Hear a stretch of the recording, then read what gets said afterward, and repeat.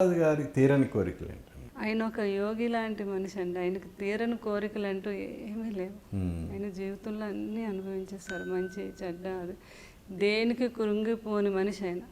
జీవితం అంటే ఈ మనిషిని చూసి ప్రతి మనిషి ఇలా జీవించాలి అని అనుకునేటువంటి మనిషి కృష్ణరాజు గారండి. ఎందుకంటే ఆయన సినిమా కుటుంబాన్ని ఎలా చూసేవారు, అలా కాకుండా ఇప్పుడు 2 పడవల మీద ప్రయాణం అయింది. ఒకటి పొలిటికల్, ఇంకొకటి సినిమా. కానీ రెండింటినీ కూడా హ్యాండిల్ చేశారు. ఎవరిని కూడా ఆయన నిరుత్సాహపరచలేదు. ఇటు పొలిటికల్ ఫ్యామిలీని బాగా చూసుకునేవారు, ఇటు అలాగని సినిమా దాన్ని కూడా మిస్ అయ్యేవారు కాదు, ఫ్యామిలీని మిస్ అయ్యేవారు కాదు. దేన్ని అంత గొప్పగా హ్యాండిల్ చేసుకొని ఆనందాన్ని కూడా, పిల్లల్ని నన్ను కూడా ఎప్పుడు దేనికి నిరుత్సాహపరచలేదు. విదేశాలన్నీ తిరిగేవాళ్ళు, ఎక్కడ కావాలన్నా పిల్లల్ని తీసుకెళ్ళేవారు. అలాగే టైం ఉన్నప్పుడు మళ్ళీ తమ్ముడు గారు ఆ పిల్లలు వాళ్ళందరితోనే ఎంజాయ్ చేస్తారు. అంత బ్యాలెన్స్డ్గా లైఫ్ని ఎంజాయ్ చేసే వ్యక్తిని నాకు తెలిసి ఓన్లీ వన్ కృష్ణరాజు గారు. ఆయన సినిమా ఇండస్ట్రీలో అందరితో యాక్ట్ చేశారు. సో వాళ్ళతో ఉన్న అనుబంధం గురించి మీతో షేర్ చేసుకున్నారా? అది బాగా మేము అసలు నాకు ప్రతి ఒక్కరి గురించి మీరు సినిమాలో ఎవరినైనా అడగండి చెప్తాను నేను. అందరి గురించి నాతో ప్రతి ఒక్కరు, కృష్ణ గారు, శోభన్ బాబు గారు, ప్రతి ఒక్కరు అండి. శోభన్ బాబు గారితో ఆయనకు ఉండే అనుబంధం నాకు బాగా తెలుసు. కృష్ణ గారు అంటే ఇంకా అసలు చెప్పలేను అనమాట. ఎంత ఇష్టం అంటే ఇంకా కృష్ణ అనే పదానికే ఆయన వాళ్ళంతా ఇలా పలకరించిపోయారు, అంత ఇష్టం.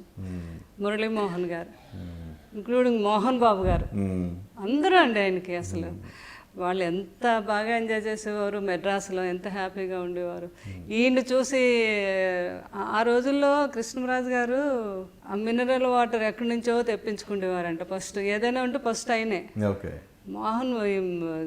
శోభన్ బాబు గారు చూసి, హే కృష్ణరాజు, ఈ బాటిల్ ఎక్కడ నువ్వు తెప్పించుకున్నావు, నేను రేపటి నుంచి ఇవే తాగుతాను అని ఇద్దరు ఒరే అనుకునేవారు అనమాట.